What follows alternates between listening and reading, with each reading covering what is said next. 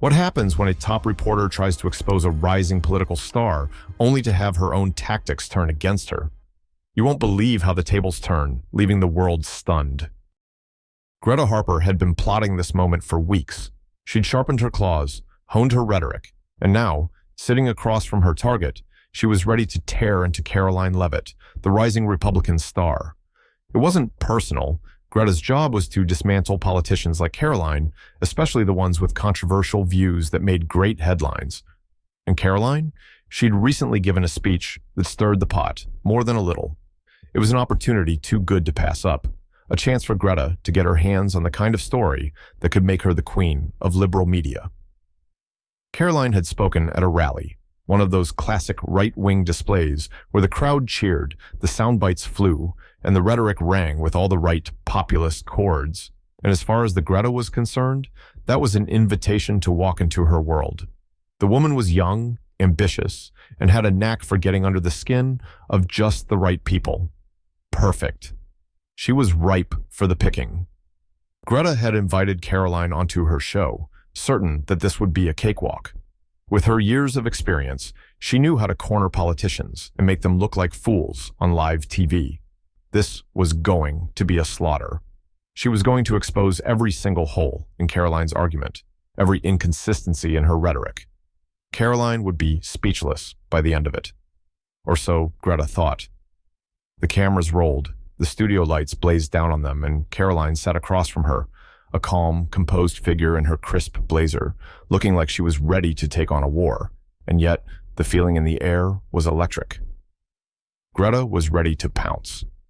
"So, Karoline," Greta began, leaning in, her voice oozing with mock curiosity, "you've made some pretty controversial statements recently about healthcare, taxes, and the future of the working class. Tell me, how do you justify those views when they seem to directly contradict what's actually in the best interest of everyday Americans?" She was ready to nail her. This was the opening salvo. Greta had already formulated a dozen follow-up questions, each more devastating than the last. But instead of the hesitation, the stammering response she was expecting, Karoline leaned back in her chair with a confident, almost serene expression. She didn't blink. "I believe in the people of this country," Karoline said, her voice smooth and steady, "and I believe that we need to let them make their own choices. I'm not here to pander. My job is to serve the people who believe in self-determination, in personal responsibility. And yes, sometimes that means making tough decisions that aren't always popular with certain factions." There it was, the kind of response Greta had been anticipating, a perfectly polished, politically correct line that could be shredded with facts, the kind of answer she could pivot to accuse of hypocrisy. But when Greta fired back with, "But your party's policies seem to prioritize the wealthy. How can you claim to care about the people when the reality is that your party has consistently voted against worker protections and healthcare reform?" She wasn't prepared for what happened next. Karoline didn't flinch. She didn't even look annoyed. She merely nodded slowly, almost like she was amused by the question. And then she answered, as if she'd been waiting for it all along. "You're absolutely right," she said, her eyes locking with Greta's. "There are problems in my party. There are things we need to fix, no question. But I don't believe in throwing the baby out with the bathwater. I'm not here to make a career out of blaming one side or the other. I'm here to actually solve problems, not just create sensational headlines for the sake of my own political ambitions." And that's when it hit Greta. Karoline wasn't playing by the rules. She wasn't getting defensive. She wasn't scrambling for excuses. She was, dare Greta think it, handling this with an unsettling level of control. Every single attempt to poke holes in her story was met with a calm, composed rebuttal. Karoline wasn't just talking about issues. She was talking about them from a perspective that made sense. It wasn't just about who was wrong and who was right. It was about real, tangible solutions that no amount of media manipulation could refute. Greta's hand tightened around the edge of her microphone. The words felt like they were getting stuck in her throat. She had expected Karoline to be rattled by the pressure, to make a mistake or, at the very least, give an answer that would make her look weak. But no, Karoline was making her own case, without hesitation, without playing into Greta's narrative, and it was working. "Let's talk about the real issues then, Karoline," Greta said, trying to regain her composure, her voice sharper now. How do you reconcile your support for cutting taxes for billionaires with your claim to care about the working class? You're literally defending a system that only serves the rich. Karoline smiled, but it wasn't the smile of someone who was intimidated. Greta, let me ask you something, she said, leaning in slightly, as if to make sure the cameras caught her every word. Do you believe that raising taxes on job creators, on entrepreneurs, is going to help the people you claim to care about? Do you think higher taxes are going to create jobs, raise wages, or improve anyone's quality of life? Because I don't. And that was it. The tables had turned. Greta had expected to force Karoline into a corner, to catch her in a lie, or at least get her to say something that would make her look foolish. But instead, she was the one who looked like a rookie. She was the one who had underestimated the calm, unshakable confidence of someone who wasn't just playing politics for the sake of a career. For the first time in years, Greta felt the weight of the interview shift. It wasn't just the words, it was the way Karoline spoke them. Without hesitation, without doubt, she wasn't defending a position. She was defending an idea. And the audience? They were eating it up. Every word that came out of Karoline's mouth made Greta look more and more like a petty provocateur, someone trying to create controversy for the sake of a story. How the hell did I end up here? Greta thought, silently cursing herself as the interview dragged on. This wasn't supposed to be how it went. What happened next changed everything. You won't want to miss how this entire situation flipped on its head. Stick around to see how Karoline turned the tables and left Greta with nothing but a lesson in humility. Greta Harper couldn't believe it. How had it all gone so wrong? She had set the perfect trap. Karoline Leavitt, young, ambitious, and full of controversial statements, was supposed to be her next victim. Instead, Greta had been the one caught off guard. The interview had started as her chance to shine, but as the seconds ticked by, Greta's frustration built. Karoline, calm as a summer morning, had answered every question with poise, bringing facts and personal anecdotes that left Greta scrambling. It was like trying to catch smoke with her bare hands. And when the interview ended, Greta knew something was wrong. She had lost. The fallout was swift. On social media, liberal viewers ripped her apart. How could you let her get away with it, they demanded. And the conservatives, they were delighted, crowing about how Greta had been outsmarted. It felt like a punch to the gut. Her own people had turned on her, and the enemy was celebrating. Greta couldn't shake the image of Karoline's smug smile, that calm, unbothered confidence that had made Greta look like a desperate, overzealous amateur. It gnawed at her. Her career had always been built on exposing flaws, making politicians squirm. But now, Karoline had made her look like the one who didn't know what she was doing. The more she thought about it, the more it ate at her. It wasn't just about the interview anymore. It was about the principle, the pride. Karoline had humiliated her on national TV, and now the world knew it. There was no way Greta was going to sit back and let that slide. She slammed her fist on the desk, the sound echoing through the empty office. "I'll make her pay for this," she muttered under her breath. The phone buzzed, a message from her producer. "Greta, we can't let this go. We need a comeback." Greta grinned, a cold, determined look crossing her face. "Oh, I'll give them a comeback," she said, already planning her counterattack. She wasn't done yet. Karoline had made one mistake, underestimating her, and Greta was about to remind the world just how ruthless she could be. Greta Harper was done playing games. The first battle had been humiliating enough, but now it was personal.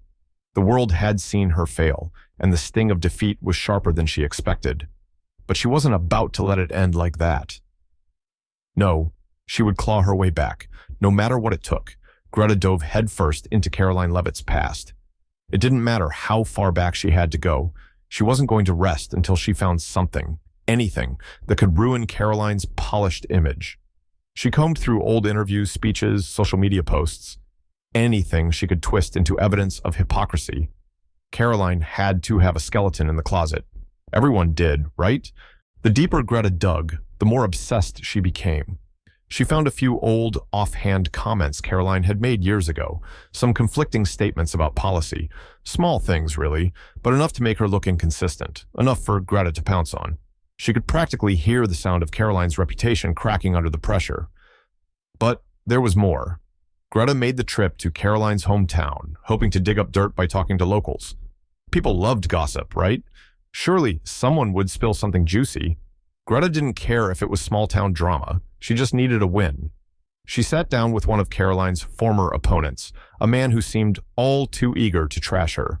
He rattled on about how Karoline had flip-flopped on certain issues, about how she had betrayed her own supporters for political gain.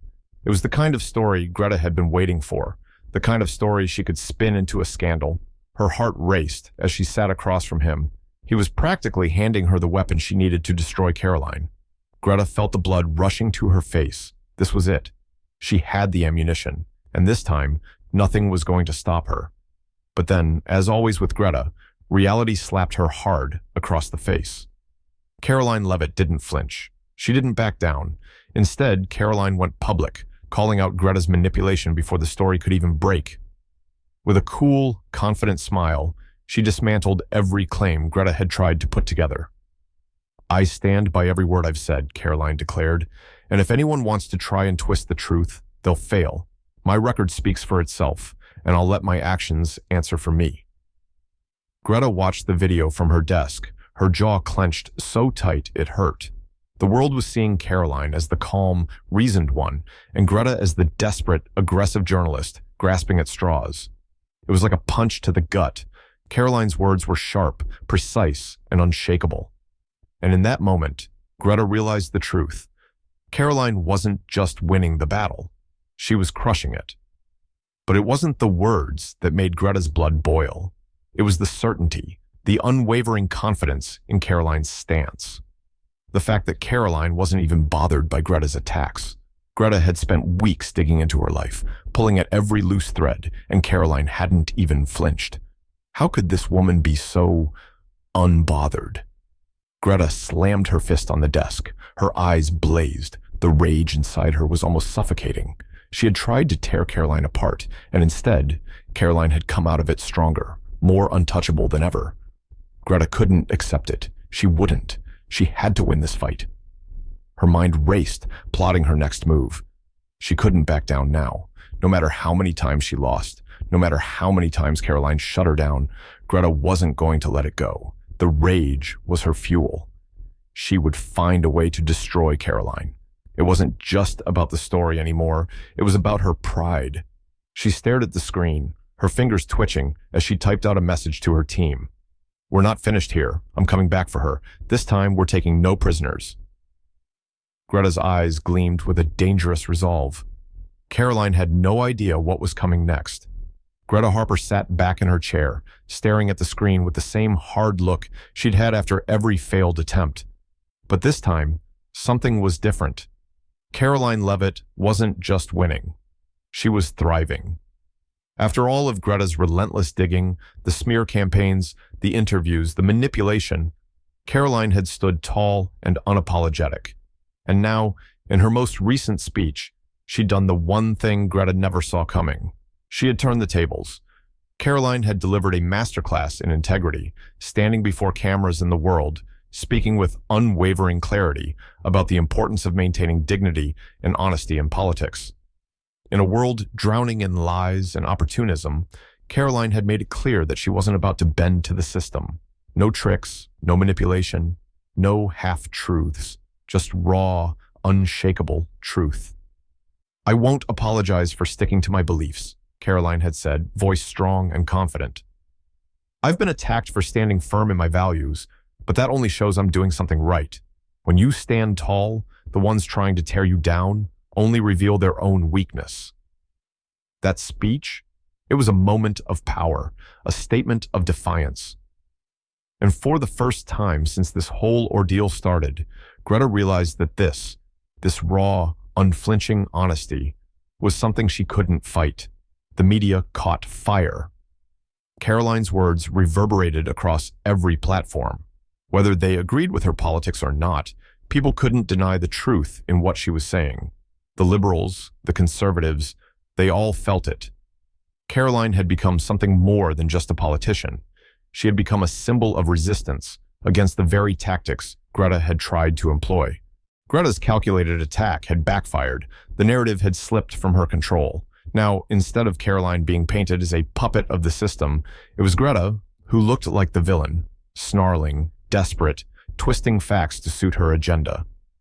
And the more Greta watched, the more the truth sank in. She was losing. Karoline wasn't just winning. She was cementing herself as a force that couldn't be derailed. The public was seeing Karoline for who she truly was, a woman with integrity, fighting for what she believed in, unafraid of the dirt being thrown her way. Greta felt the walls closing in, her reputation destroyed. She'd gone after Karoline with every tool at her disposal, and it hadn't worked. No, it had backfired spectacularly. But then came the moment of reckoning, the election. Karoline won. It was a landslide, the kind of victory that proved her resilience, her appeal, and, in many ways, her authenticity. Greta watched the results unfold on her screen, numb to the cheers and the headlines. Karoline had won. And in the end, Greta wasn't even sure why she still cared. She wasn't dumb. She could feel it, the weight of her failure, the sting of losing this fight. Every smear, every tactic, every desperate attempt to break Karoline had only made her stronger. Greta had underestimated the power of genuine integrity. It was a mistake she'd never make again. But there was something else gnawing at her, something she wasn't prepared for.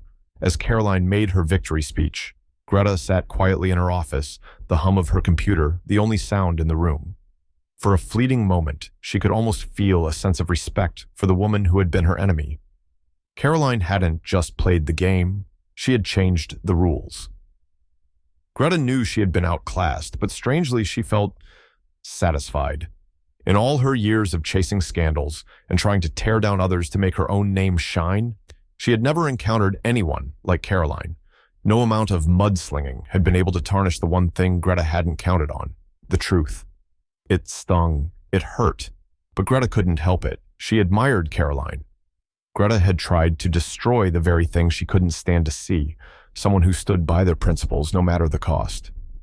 And in that twisted, painful moment of realization, Greta felt a bitter kind of respect. Because in the end, it wasn't about winning. It was about standing up to the darkness of a world that often made heroes out of liars. And Karoline? She had won the one fight that truly mattered.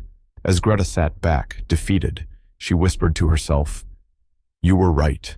Greta Harper might have lost the war, but the moment she accepted the truth, that in itself was her quiet, grudging victory."